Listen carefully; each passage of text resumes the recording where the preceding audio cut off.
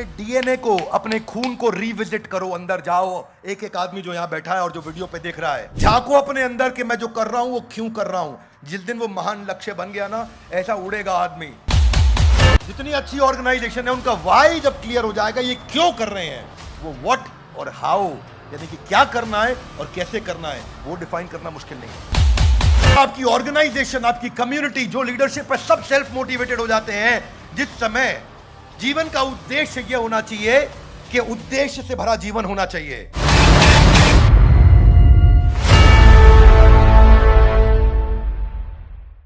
तो जैसा कि हम पहले अध्याय पे चल रहे हैं और भगवत गीता की चर्चा आगे बढ़ रही है, अर्जुन बहुत दुखी चल रहे थे, परेशान चल रहे थे और अपना धनुष छोड़ चुके थे।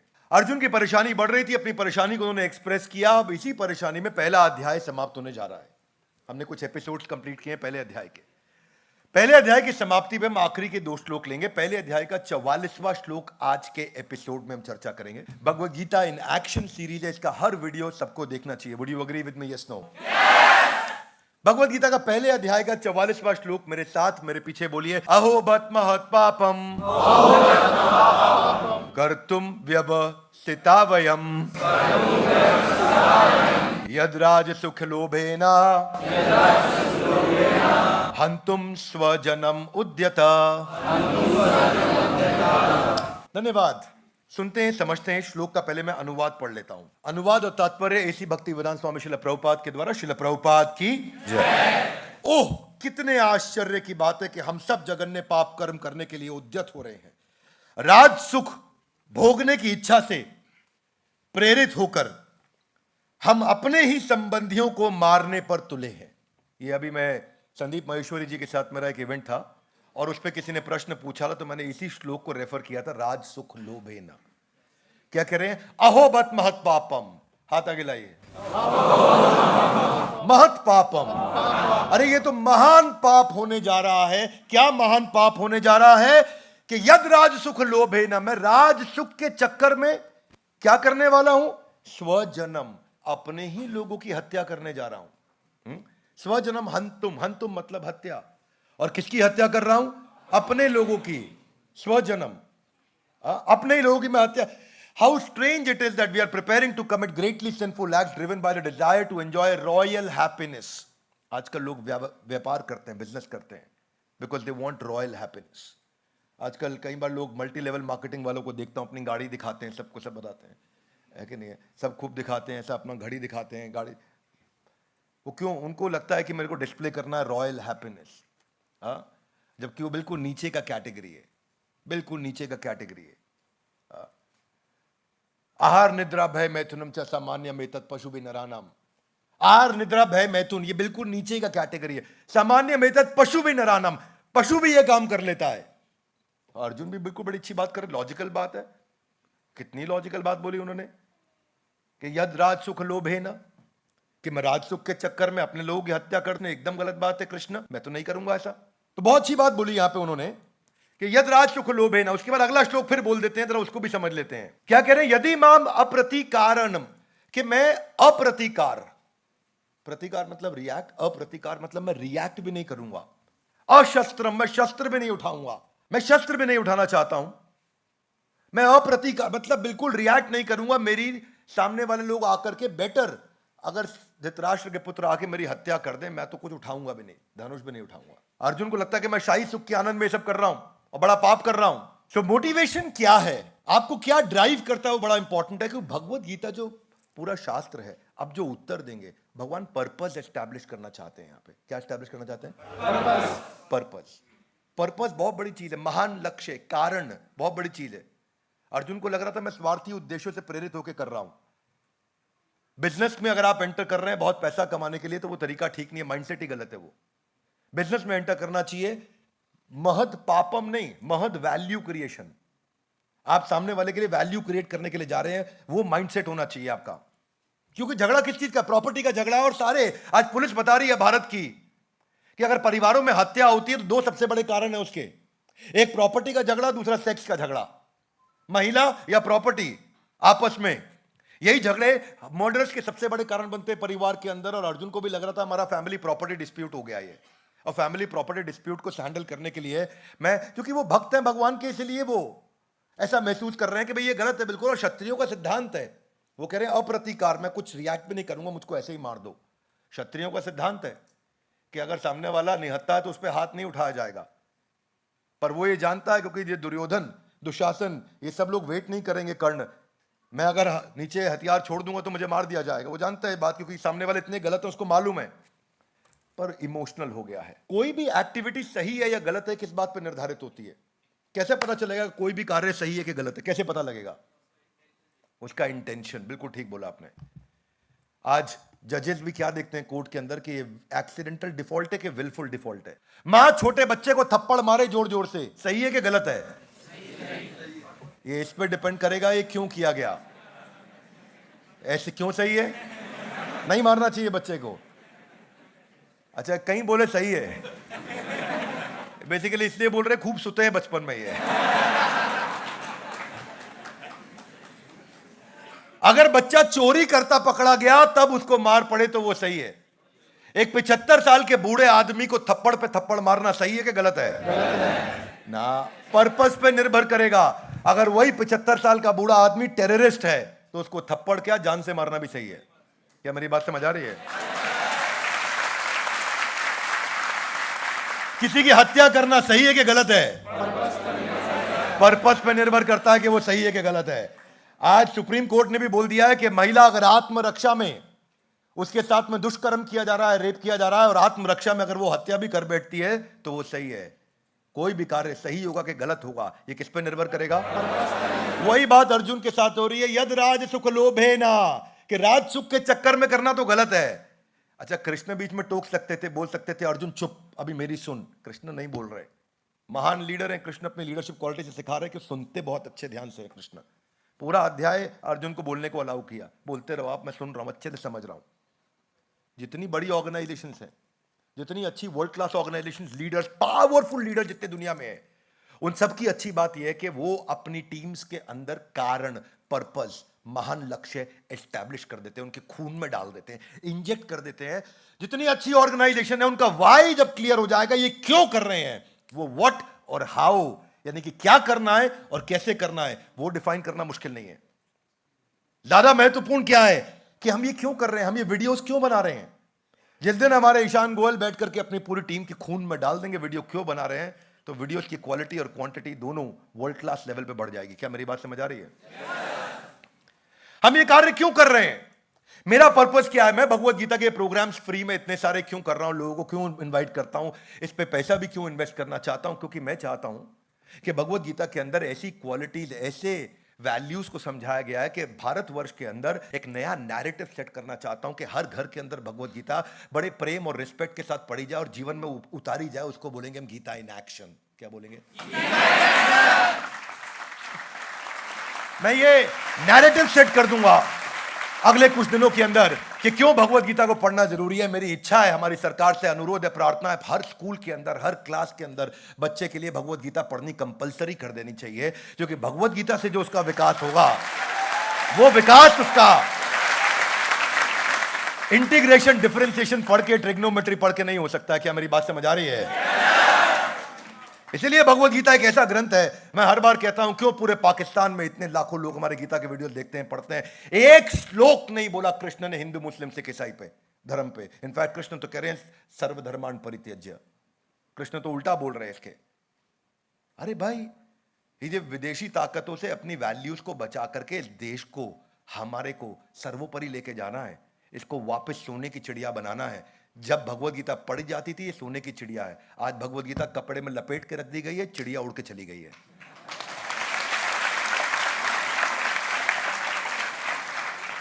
मुद्दा यह है कि आपकी ऑर्गेनाइजेशन, आपकी कम्युनिटी, जो लीडरशिप है, सब सेल्फ मोटिवेटेड हो जाते हैं। जिस समय जीवन का उद्देश्य यह होना चाहिए कि उद्देश्य से भरा जीवन होना चाहिए, यह जीवन का उद्देश्य होना चाहिए कि उद्देश्य क्या पैदा हो, कैसे पैदा हो।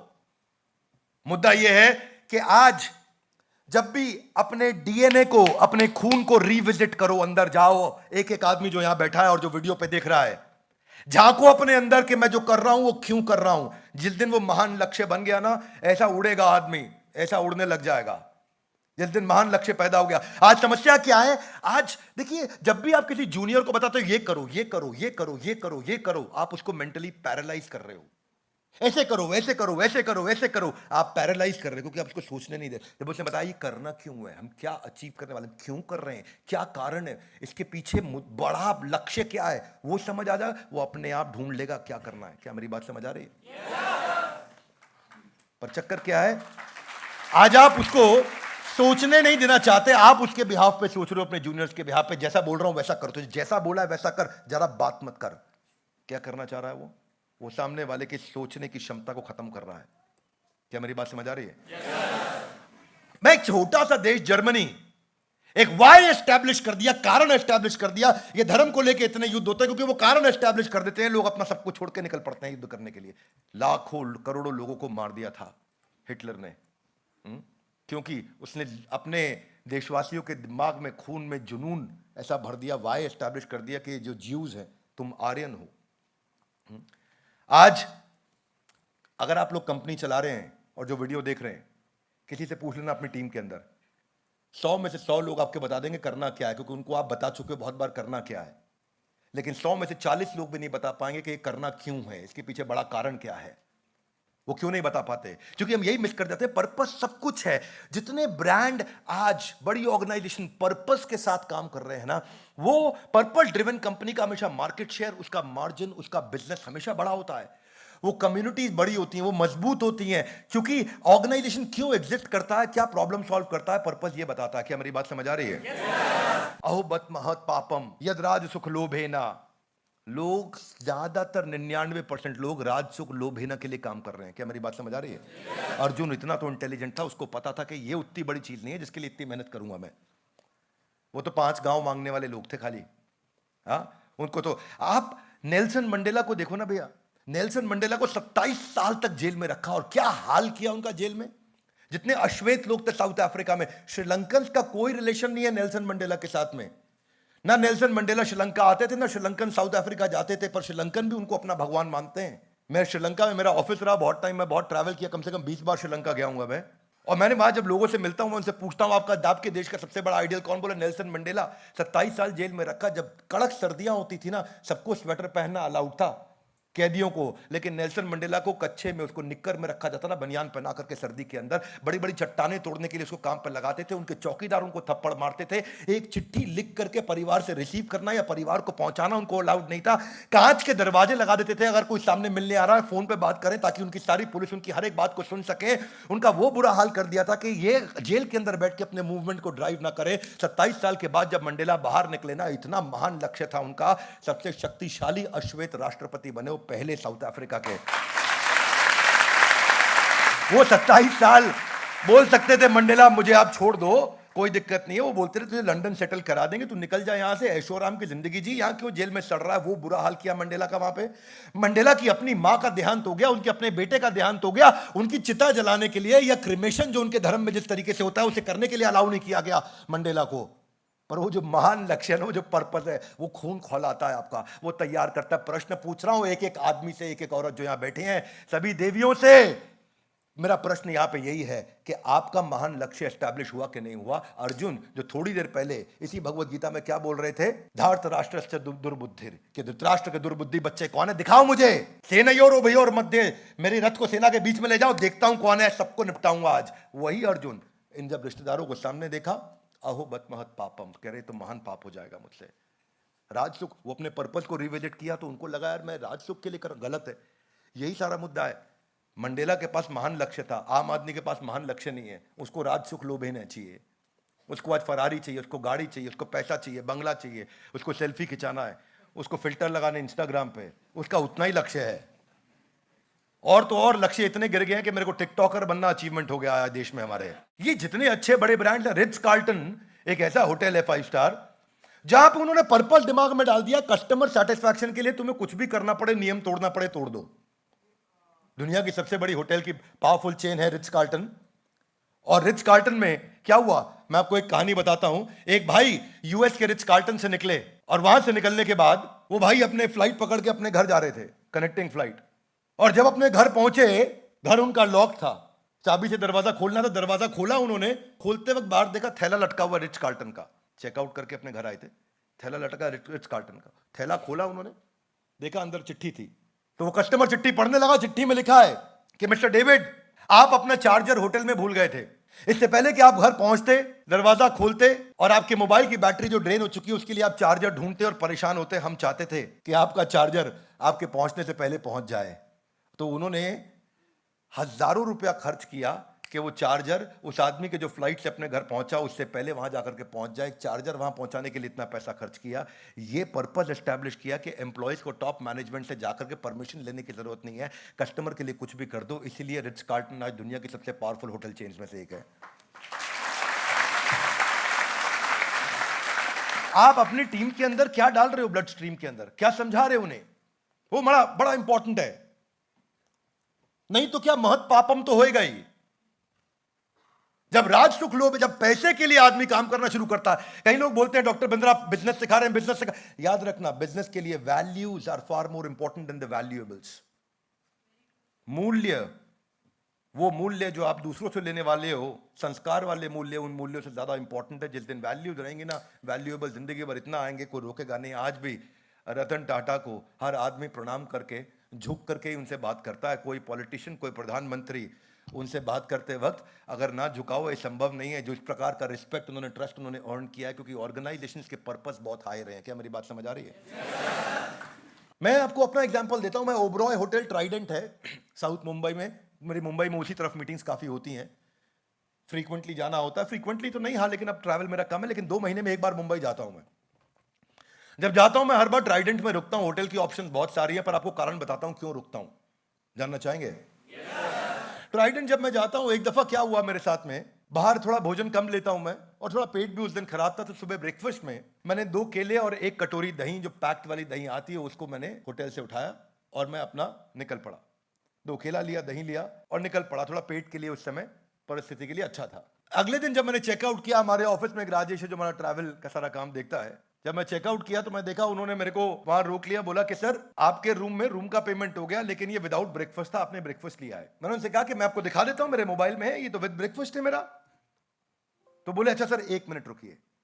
तो रिसेप्शनिस्ट वो जो था बंदा, जेंटलमैन जो था, वो वहां पे वो अंदर चला गया, पीछे ही उसका कमरा था, अंदर गया और 30 सेकंड में वापस आ गया। 25 ही सेकंड में आ गया होगा, 30 भी नहीं लगा होगा। आता ही बोला सॉरी सर, आपका ब्रेकफास्ट इंक्लूडेड था, तो हमने गलत बिल बना दिया। उसने बिल सेटल कर दिया, मेरे से ब्रेकफास्ट का चार्ज नहीं किया और मैं अपना निकल गया, चेकआउट हो चुका था। मैंने ऑफिस में फोन किया, मैंने कहा कि भाई हमारे ट्रैवल एजेंट को बोलो कि, ट्रैवल एजेंट क्या, सॉरी, मतलब वो ट्रैवल डेस्क है ऑफिस में, इंटरनल एम्प्लॉयज को बोला कि भाई अपने आप बिल सेटल करा करिए आप लोग, मेरा समय बच जाएगा इससे। उन्होंने कहा यस सर, सॉरी सर, इस बार गड़बड़ भी हो गया। मैंने कहा क्या गड़बड़ हुआ? बोला वो आपका हमने ब्रेकफास्ट इंक्लूड नहीं कराया था। तो मैं थोड़ा रुका, मुझे समझ में नहीं आया। मैंने दोबारा पूछा कि क्या कह रहे हैं, दोबारा बोला सर आपका ब्रेकफास्ट इंक्लूडेड नहीं था ना। तो उसके बाद मैंने अपना मोबाइल निकाला और देख के मैं हैरान हो गया कि मेरा स्टे विदाउट ब्रेकफास्ट था, और वो होटल का एम्प्लॉई जानता था कि मेरा स्टे विदाउट ब्रेकफास्ट है, पर क्योंकि मैंने ये बात बोली थी तो उसने मेरी बात का सम्मान रखने के लिए अपनी सच बात को झूठ बना दिया और अपने को नीचे रख दिया। और उसके कारण मैं बड़ा ग्लानि फील किया, गिल्ट फील किया कि गलती मेरी थी और माफी वो मांग रहा था और मुझसे पैसा भी नहीं लिया। वो दिन है, आज का दिन है, मैं आज तक उसी होटल में हर बार जाके रुकता हूं। और उस होटल की कैमरा पे, पब्लिक पे तारीफ भी कर रहा हूं ओबरॉय ट्राइडेंट की, इसी कारण से। क्यों? क्योंकि पर्पस एस्टैब्लिश किया। वो ऐसे पर्पस एस्टैब्लिश कर रहा है, इसको बोलते हैं कंपेलिंग एक्साइटिंग स्टोरी क्रिएट करना। एक महान कंपेलिंग एक्साइटिंग स्टोरी क्रिएट करना, एक ऑर्गेनाइजेशनल, एक कम्युनिटी का बिलीफ तैयार करना। वो जब बिलीफ तैयार हो जाता है ना, चिड़िया दे नाल बाज लड़ावा, 1.25 लाख ना लिख लड़ावा, ता गोबिंद सिंह नाम कहावा। वो क्या बिलीफ है? एक कि 40 सिखों ने चमकौर का, बैटल ऑफ चमकौर जीता। क्या बिलीफ तैयार कर दिया? मेरी बात समझ आ रही है? स्नो आज हम इस्कॉन मंदिर में, आप जानते हैं अभी पीछे एक टॉप कॉर्पोरेट के, मल्टीनेशनल के सीईओ हमारे साथ मुंबई में बैठे थे और हम बात कर रहे थे। उस समय चौपाटी इस्कॉन में थे हम। बोला एक हॉल के अंदर जितने IITians और IIM के ब्रह्मचारी सो रहे हैं इकट्ठे रात के समय, बोले इतने सारे IITians एक हॉल के अंदर आज तक गूगल, फेसबुक और एप्पल भी हायर नहीं कर पाया।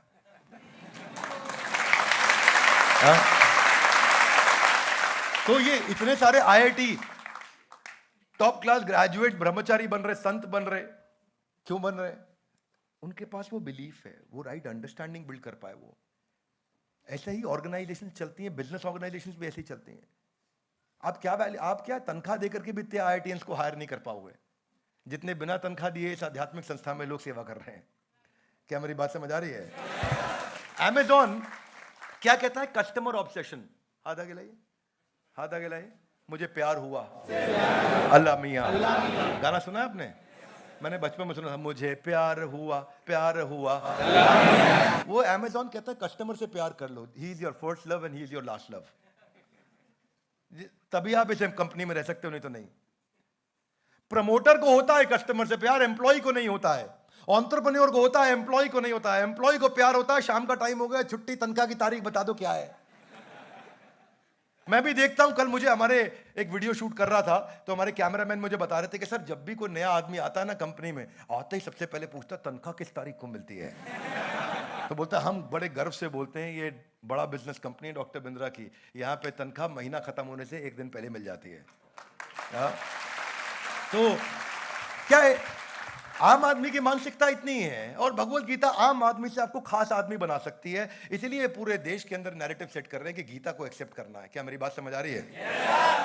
तो Amazon जो है वो कहता है कि आपको इन्वेंट हम करेंगे लेकिन सिंप्लीफाई भी हम करेंगे। नई चीज लेके आएंगे पर सिंप्लीफाई करेंगे। Think big and earn trust. बड़ा सोचो और दुनिया का विश्वास जीतो। तो जो पर्पस ड्राइव कर रहा है ना, purpose is central to success.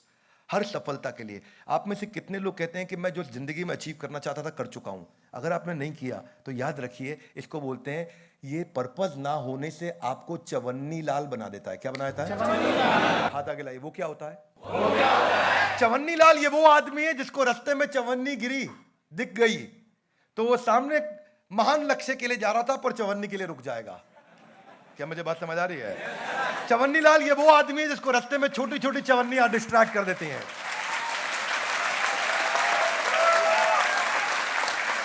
और अर्जुन यही बोल रहे हैं कि मेरे को चवन्नी के लिए लड़ने का नहीं है। अर्जुन को राज सुख लोभ है ना चवन्नी लग रहा था। इसी से पता चला कि क्या इंटेलेक्चुअल बैंडविड्थ होगा अर्जुन का। इमेजिन करो कितना बुद्धिमान होगा अर्जुन, कितना इवॉल्व होगा अर्जुन, जो राज सुख लोभ है को चवन्नी मानता है। इसको तो छोड़, मार दो मुझे कोई दिक्कत नहीं। यहां भी अर्जुन भी कह रहा मार दो कोई दिक्कत, चवन्नी नहीं चाहिए है, महान लक्ष्य चाहिए। One more time, come on, क्या चाहिए? महान लक्ष्य चाहिए। आप क्या महान लक्ष्य? मेरा आप सबसे प्रश्न है, जिसको लगता है जिंदगी में कुछ बड़ा नहीं किया, जाके चेक करो अंदर, क्या अभी तक कोई महान लक्ष्य था? क्या कोई जुनून था मेरे पास में? वो जुनून जो मुझे आगे लेके जा सके।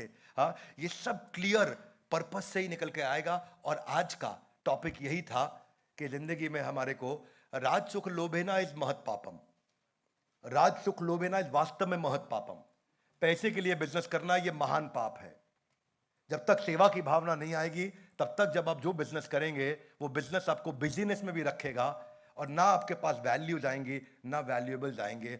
और इसीलिए भगवत गीता का हर अध्याय, हर वीडियो आपको आके देखना है और पूरा देखना है। ये सीरीज है गीता जिसको जीवन में उतारा जा सके। इसीलिए बोलते हैं गीता इन ग्रंथराज श्रीमद् भगवत गीता की।